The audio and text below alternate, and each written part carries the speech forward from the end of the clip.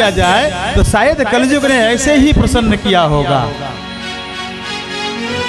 क्योंकि परीक्षित जैसा धर्माधिकारी कलयुग को स्थान दे ऐसा हो ही नहीं सकता। राजा तभी गलत निर्णय लेता है जब वो बहुत प्रसन्न होता है। तो मुझे लगता है इसी प्रकार से उसने राजा परीक्षित की स्तुति की और परीक्षित जी ने प्रसन्न होकर कहा, ठीक है चलो मैं तुम्हें स्थान देता हूं, लेकिन ध्यान रखना इसके अलावा और कहीं पैर मत पसारना। मैं तुमको एक हिस्सा बसने के लिए दे रहा हूं तो 2 हिस्से में कब्जा मत करना, नहीं तो मैं जेसीबी लेके आऊंगा और तुम्हारा मकान गिरा दूंगा। तो कहा द्यूतम पानम स्त्रियः सूना यत्राधर्मस्य चतुर्विधः। कलयुग को महाराज परीक्षित ने 4 स्थान दिए। एक जहां जुआ होता हो, अर्थात जो स्थान झूठा हो। दूसरा जहां शराब का सेवन किया जाता हो, अर्थात जो अभिमानी हो। तीसरा जहां देह से धन अर्जित करने वाली स्त्रियां रहती हो, अर्थात व्यभिचार। और चौथा हिंसा जहां होती हो, जहां रजोगुण हो। ऐसे 4 स्थान उन्होंने दिए। कलयुग ने कहा, महाराज मेरे अंदर एक अच्छाई भी है। बोले क्या?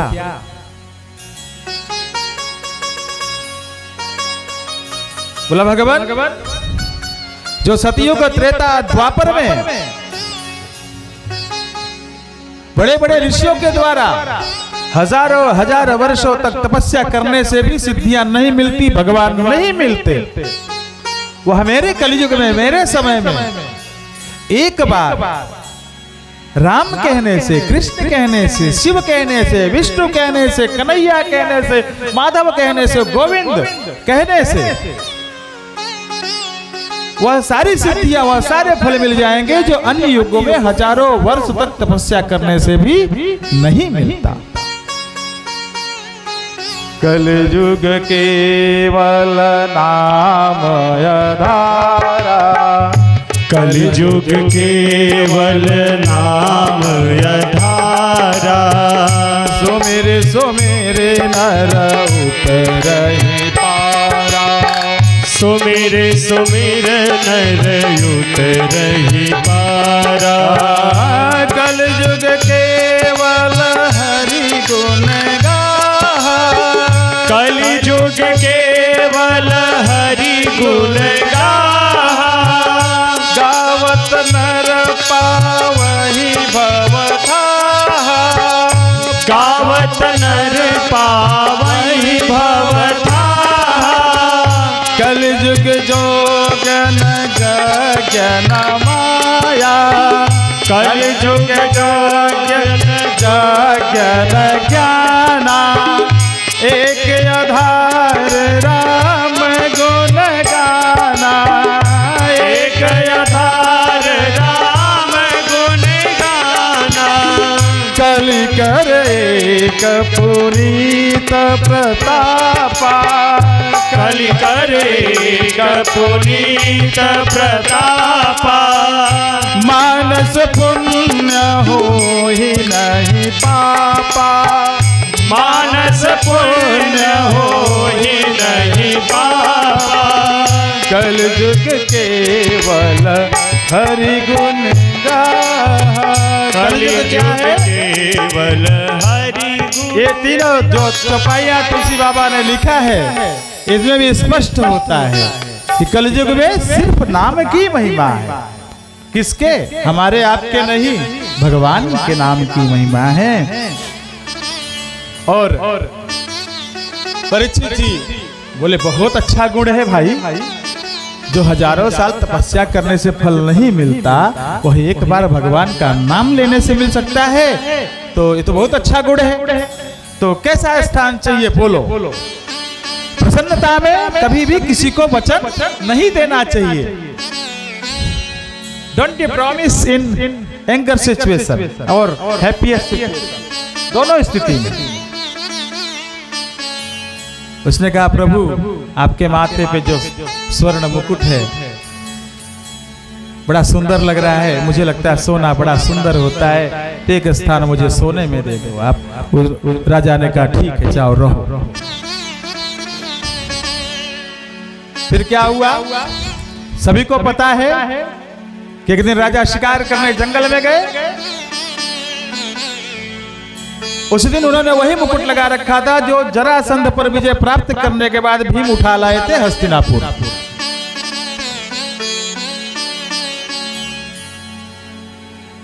और चूंकि जरासंध के पास जो भी धन था वो अनीति का था, अधर्म का था। कलयुग उस सोने में नहीं रहता जो धर्म से कमाया हुआ है, जो आवश्यकता के अनुसार है। कलयुग उस सोने में रहता है जो आवश्यकता से अधिक सोना रखते हैं। किसी किसी क्या बक्सा बक्सा भरा सोना रखा है, वो कलयुगी सोना है। जिसके यहाँ धारण करने के लायक और उतना ही है, उसमें कलयुग का वास नहीं होता। वही मुकुट लगाए थे। अब कलयुग उस दिन सोने में रह रहा था। उसने राजा परीक्षित की बुद्धि कुंठित कर दी। बगल में एक आश्रम था, वहां पे गए, ऋषि तपस्या में लीन थे। उनसे कहा ऋषिवर मुझे प्यास लगी है, मुझे जल दो। 2-3 बार कहा। फिर कलयुग के कारण राजा का जो है ज्ञान नष्ट हो गया और बुद्धि में अहंकार आ गया कि मैं चक्रवर्ती सम्राट हूँ और ये पाखंडी मुझे देखकर भी उठता नहीं है, मेरा स्वागत नहीं करता है, पानी मांगने पर आवाज भी नहीं देता है, प्रत्युत्तर भी नहीं देता है। ऐसा क्रोध में आकर वहीं पे एक मरा हुआ सांप पड़ा था, उसको उठाया और ऋषि के गले में लपेट दिया। और वो ऋषि कोई और नहीं थे, महर्षि शमीक थे। एक बालक वहीं से बैठा देख रहा था। उसने जाकर नदी में स्नान कर रहे ऋषि शमीक के पुत्र श्रृंगी को सब बताया कि एक राजा आया था और उसने तुम्हारे पिता के शरीर पर मृत सर्प को डाल दिया और बहुत उनको अनाप शनाप बोल के गया है। ऋषि पुत्र को बड़ा दुख हुआ और बड़ा क्रोध आया। और दुख और क्रोध में व्यक्ति रोता है, तो पहले रोया, उसके बाद हाथों में जल लिया और जल लेकर जिसने भी मेरे पिता के गले में मृत सर्प को डालकर उनका अपमान किया है, उनको ठीक 7वें दिन तक्षक भस्म कर ले और वो नष्ट हो जाए। ऐसा कहकर जो हाथ में जल था उसको आकाश की ओर उछाल दिया। वहां से आए पिता के पास और गले लगकर खूब रोए। बेटे का रुदन सुनकर शमीक ऋषि की समाधि टूटी। उन्होंने पूछा क्या हुआ बेटे, क्यों रो रहे हो? उसने पूरा वृत्तांत बताया। शमीक ने ध्यान लगाया कि कौन था। उन्होंने देखा ये तो राजा परीक्षित थे। उन्होंने आंखें खोली, कहा बेटा तुमने बहुत बड़ा पाप कर दिया, जिसके कारण हम सब ऋषि मुनि ब्राह्मण लोग तपस्या करते हैं, पूजा करते हैं, यज्ञ करते हैं। ऐसे राजा को तुमने श्राप दे दिया। अरे मूर्ख, वो नष्ट हो जाएगा तो असुर लोग हमें कभी तप नहीं करने देंगे, यज्ञ नहीं करने देंगे, पूजा नहीं करने देंगे, विघ्न डालेंगे, समस्याएं उत्पन्न करेंगे। तुमने बहुत बड़ा पाप किया है। फिर शमीक ऋषि ने आश्रम के बालकों को बुलाया और कहा जाओ राजा को सूचना दे दो कि आपके पास अब सिर्फ 7 दिन ही हैं, आप श्रापित हैं, आगे का विचार आप स्वयं करें। ऋषि बालक गए वहां पर और जैसे ही राजा महल में पहुंचे, मुकुट उतार कर रखा, उन्हें तुरंत याद आया कि मैंने आज एक महर्षि के गले में मरे हुए सर्प को डाला है, उनको बहुत बुरा भला कहा है। तब लगे पछताने, उनको पश्चाताप होने लगा कि हाय, मैं युधिष्ठिर का वंशज, धर्म की रक्षा करना मेरा धर्म, लेकिन मैंने आज बहुत बड़ा धर्म कर दिया। ऐसा विचार कर ही रहे थे कि गौरमुख नामक एक ऋषि पुत्र ने आके राजा को पूरा वृत्तांत बता दिया। महाराज ने सुना तो उन्होंने कहा बिल्कुल ठीक किया, मैंने अधर्म किया था, उसका दंड तो मुझे मिलना चाहिए। और महाराज ने तुरंत ही जन्मेजय को बुलाया। जन्मेजय उनके पुत्र हैं, उनको सारा राजपाट सौंप दिया और सीधे गंगा की तट की ओर चल पड़े। तो सूत जी इस प्रकार राजा परीक्षित ने अपने राजा होते हुए भी अपने राजपाट को छोड़कर गंगा के तट को चुना और इसी कारण से उन्हें श्राप मिला। ये इस कथा का भार है, क्योंकि वहां नैमिषारण्य में प्रश्न हुआ था ना कि परीक्षित जैसा राजा राजपाट छोड़कर कैसे गंगा के तट पे आ गया। और वहां राजा परीक्षित जाके सोच रहे हैं कि बिल्कुल अच्छा हुआ मेरे साथ, मैंने बहुत गलत किया था। शास्त्र भी कहते हैं अवश्यमेव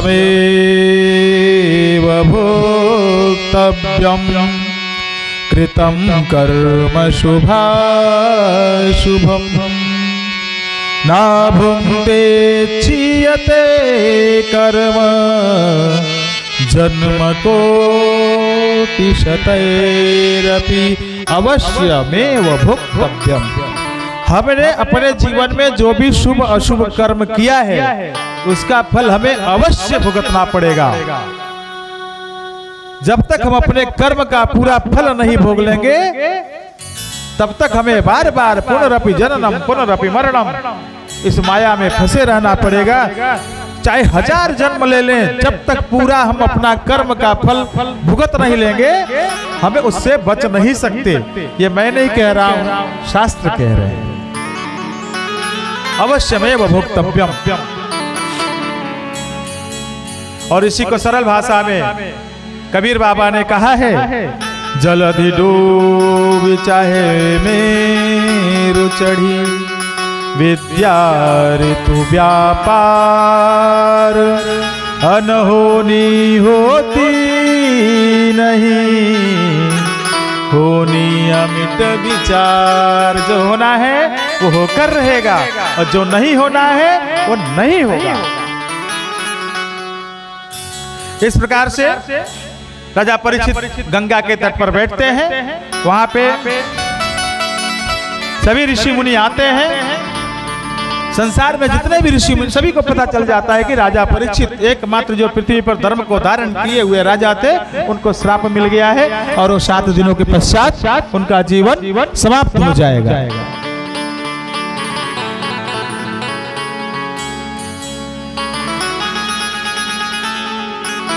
वहां पर अगस्त ऋषि, वशिष्ठ, जितने भी संसार के ऋषि हैं सभी बैठे हैं। राजा सुखदेव प्रश्न करते हैं कोटिबार सामर्थ्यवानाम किंदूरम व्यवसायिनाम। उसके आगे बढ़ते हैं वरीयानते प्रश्न, अर्थात कुल मिलाकर उनका प्रश्न यह होता है कि मरण धर्मार्थ जो हो उसका धर्म क्या होता है। जो निश्चित हो गया कि मरने वाला है उसका धर्म क्या होना चाहिए आगे के जीवन के लिए।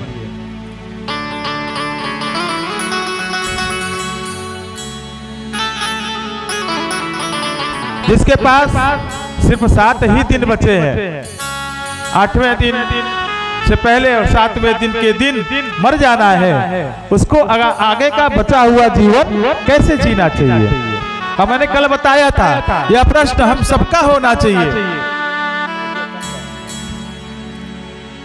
यह प्रश्न हम सबका होना चाहिए कि हम सभी के पास 7 ही दिन हैं और इन 7 दिनों में हमें किस प्रकार का जीवन जीना चाहिए। Sunday, Monday, Tuesday, Wednesday, Thursday, Friday, Saturday, 8वां दिन कोई होता ही नहीं।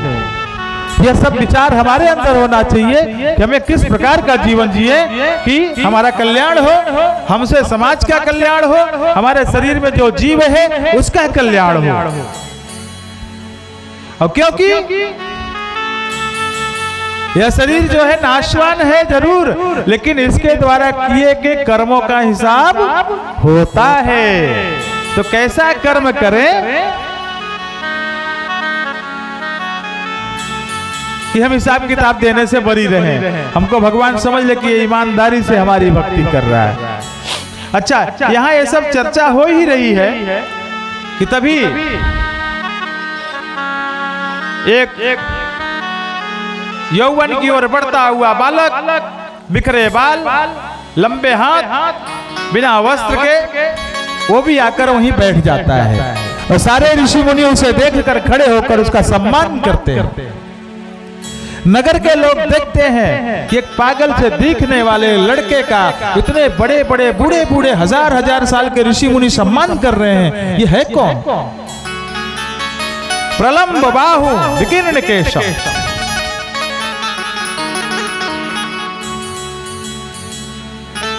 जब राजा उठते हैं परीक्षित और उनको प्रणाम करते हैं,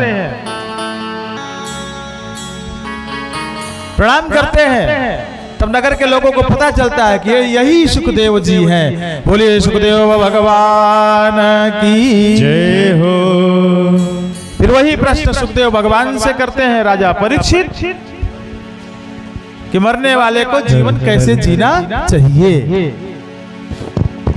और फिर वही कथा चल रही है इसमें, क्योंकि कथा कई जगह पर चल रही है, इसलिए कभी सुखदेव जी का नाम आएगा कथा कहते हुए, कभी शंकर जी का, कभी मैत्रेय जी का, कभी सनत कुमारों का आएगा, कभी नारद जी का आएगा, क्योंकि कथा सबने कही है। मैंने कल भी कहा था मैं 7 दिन कहूंगा कि इसका संकलन आप लोगों को करना है। मैं सारी कथाएं एक साथ लेके चलूंगा, क्योंकि भरतीपुर में भी तो कथा हो रही है। यहाँ की कथा, हरिद्वार की कथा, नैमिषारण्य की कथा, हस्तिनापुर की कथा, सबका कनेक्शन आप लोगों को जोड़ना है। और जोड़ तभी पाएंगे जब नित्य कथा सुनने आएंगे।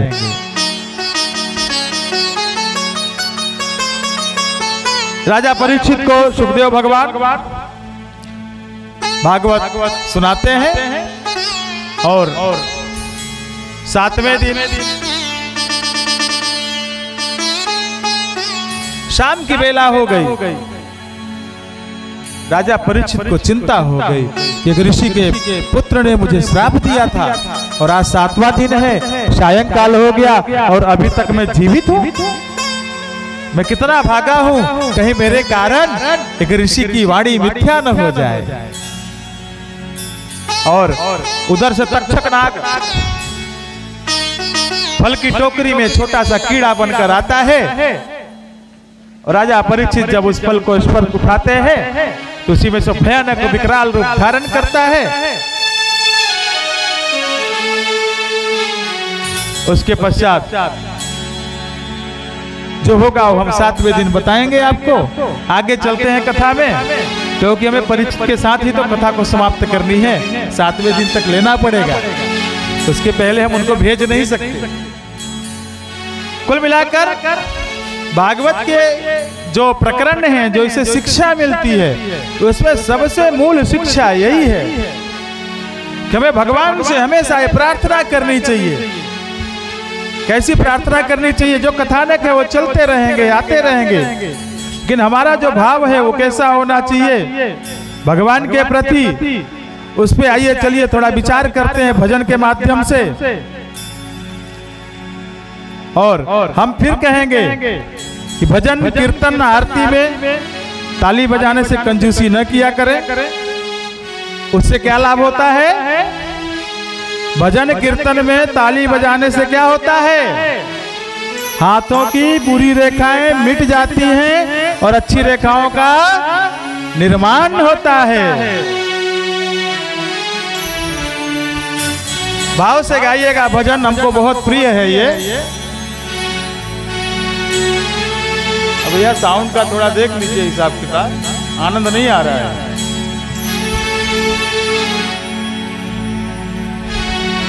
राधे। हे प्रभु मुझे बता दो, हे प्रभु मुझे बता दो, चरणों में कैसे आऊं। हे प्रभु मुझे बता दो, चरणों में कैसे आऊं। हे प्रभु मुझे बता दो, चरणों में कैसे आऊं। हे प्रभु मुझे बता दो, चरणों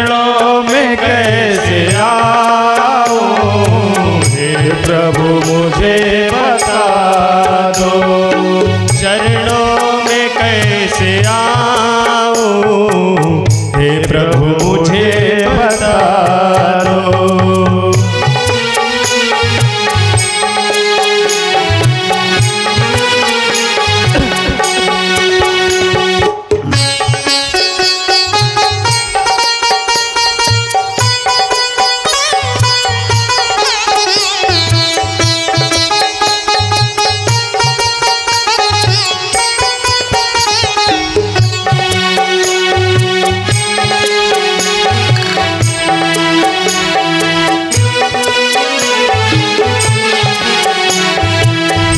प्रभु मुझे बता दो, चरणों में कैसे आऊं, माया के बंधनों से छुटकारा कैसे पाऊं, माया मुझे बता दो, चरणों में कैसे आऊं, माया के बंधनों से छुटकारा कैसे पाऊं, हे प्रभु मुझे बता दो, चरणों में कैसे आऊं, माया के बंधनों से छुटकारा कैसे पाऊं, हे प्रभु मुझे बता दो।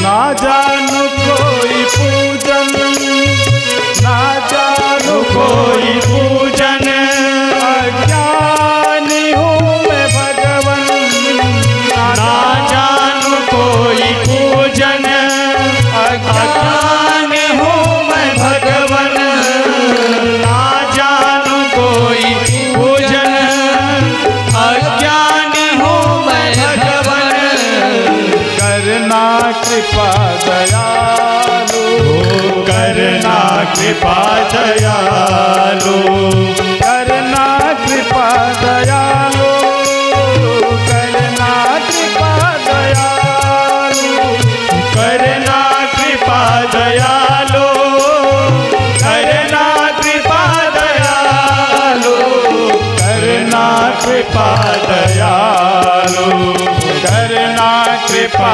दयालु, चरणों में रत जाओ, करना कृपा दयालु, कैसे मैं तुझे दिखाऊं, करना कृपा दयालु, बंधन से छूट जाओ, हे प्रभु मुझे बता दो, चरणों में कैसे आऊं, हे प्रभु मुझे बता दो, चरणों में कैसे आऊं, माया के बंधनों से छुटकार कैसे पाऊं, माया के बंधनों से छुटकारा कैसे पाऊं, हे प्रभु मुझे बता दो।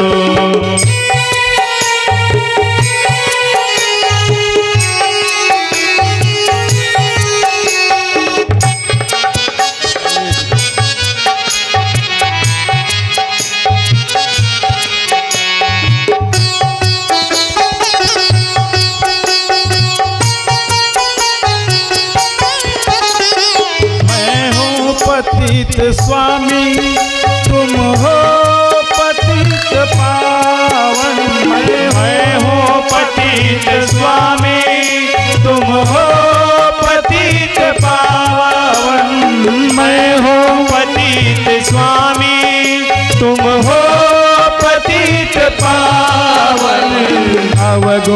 भरा हृदय है, अवगुण भरा हृदय है, इस कैसे मैं दिखाऊं, अवगुण भरा हृदय है, इसे कैसे मैं दिखाऊं, प्रभु मुझे बता दो, छुटकारा कैसे पाऊं माया के बंधनों से। हमारा भाव यही रहना चाहिए। देखिए कोई कोई गीत जो है भगवान के कभी कभी स्लिप ऑफ टंग के शिकार हो जाते हैं,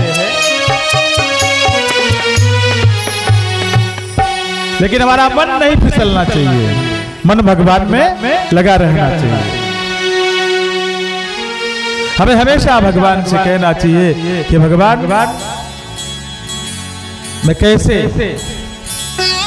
तुमको कैसे पाऊं, तुम में कैसे मन लगाऊं। और इस प्रकार कहना चाहिए कि भगवान मैं बहुत बड़ा पापी हूं, मैं हूं पतित स्वामी, तुम हो पतित पावन, तुम हमारे जैसे पापियों को शुद्ध करते हो, करना कृपा दयालु, हे दयालु कृपा करना और मेरा उद्धार हो, ऐसा ही उपक्रम करना। श्री भागवत में आगे कथा सुनाते हुए विदुर जी कहते हैं, हे मुनि श्रेष्ठ, मैं आपके मुख से मैंने सुना है कि यज्ञ मूर्तिधारी भगवान ने अवतार लेकर हिरण्याक्ष का वध किया था। तेनई वतु मुनि श्रेष्ठ हरिणा यज्ञ मूर्तिना आदि दैत्यो हिरण्याक्षो हत इत्युन शुश्रूषम। तो क्या प्रकरण था, कृपया बताएं। मैत्रेय जी बताते हैं कि किस प्रकार से दिति कश्यप ऋषि से संध्या काल में काम की मांग करती है और मना करते हैं किस वेला में यह कार्य नहीं करना चाहिए, गर्भधारण संध्या काल में नहीं करना चाहिए। चत्वारि मानि कर्माणि संध्यायाम परिवर्जयेत् आहार मैथुनम निद्रा स्वाध्यायम च चतुर्थकम। क्या क्या नहीं करना चाहिए? आहारे जाहते व्याधि गर्भ दुष्टश्च मैथुने। संध्या काल में यदि हम भोजन करते हैं तो बीमारियां उत्पन्न होंगी। यदि हम संतान उत्पत्ति के लिए संबंध बनाते हैं तो उससे उत्पन्न संतान दुष्ट स्वभाव की होगी, क्योंकि उस समय रुद्र भगवान अपने गणों के साथ विचरण करते हैं अपनी तीसरी नेत्र को खोलकर। और निद्रायाम हरते लक्ष्मी। यदि संध्या काल में हम सोते हैं तो हमारे से दूर कौन जाएगा? लक्ष्मी, धन, संपदा। और स्वाध्याय मरणम ध्रुवम। सायंकाल सूर्यास्त के समय स्वाध्याय करने से कहा जाता है कि ज्ञान नष्ट होता है, ज्ञान बढ़ता नहीं।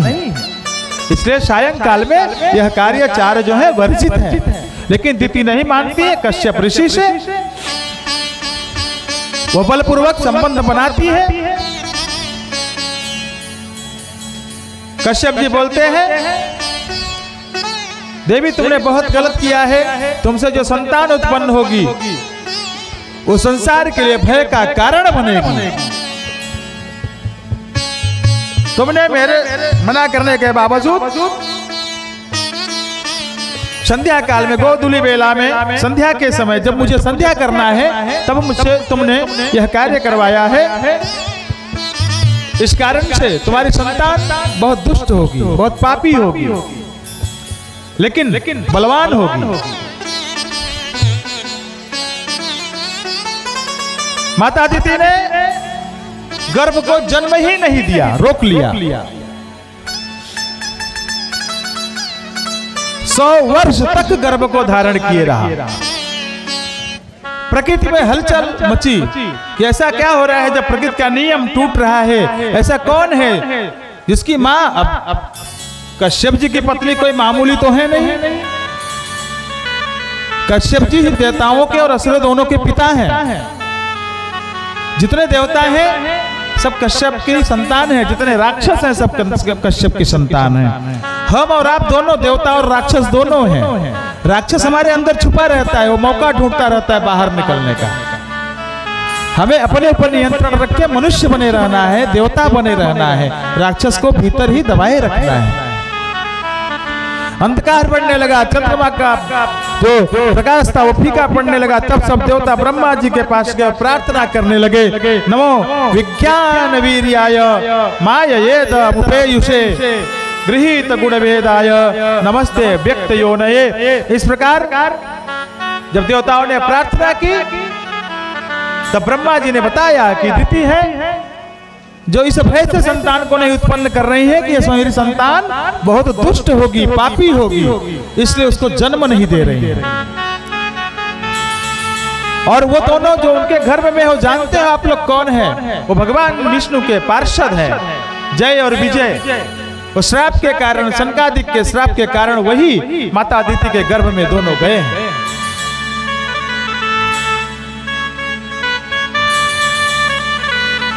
प्रश्न किया कि कैसे भगवान के पार्षदों को कोई कैसे श्राप दे सकता है? तो ब्रह्मा जी ने कहा, एक बार मेरे मानस पुत्र भगवान का दर्शन करने के लिए वैकुंठ जा रहे थे और द्वार पर वहां उपस्थित पहरेदारों ने रोक लिया। तुलसी बाबा भी लिखते हैं, द्वारपाल हरि के प्रिय दोऊ जय अरु विजय जान सब कोऊ। और फिर सनकादिक कहते हैं कि भैया जो धरती पर चल रहा है, रोक टोक रिश्वत लो तो साहब से मिलने देंगे, नहीं तो नहीं मिलने देंगे, वही तुम लोगों ने यहाँ चालू कर दिया है। दुष्टों कहीं के जाओ, तुम दोनों राक्षस हो जाओ और धरती पे रहो। भगवान विष्णु दौड़े दौड़े आते हैं, कहते अरे नारद जी ये क्या किया आपने? बोले हाँ प्रभु क्रोध में मैंने सनक सनातन सनंदन सनत कुमार हे ऋषियों आपने क्या किया? बोले हाँ प्रभु हमने क्रोध में आपके पार्षदों को श्राप दे दिया है। अब दोनों पार्षद थर-थर कांप रहे हैं। तो भगवान ने उनसे कहा कि ऐसा है कि मेरी इच्छा से ही सनत कुमारों ने तुम्हें श्राप दिया है, तुम चिंता मत करो, तुम्हारे उद्धार को मैं स्वयं आऊंगा और वही जय विजय माता अदिति के गर्भ में राक्षस के वेश में आए हैं। फिर 100 वर्ष माता के गर्भ में व्यतीत होकर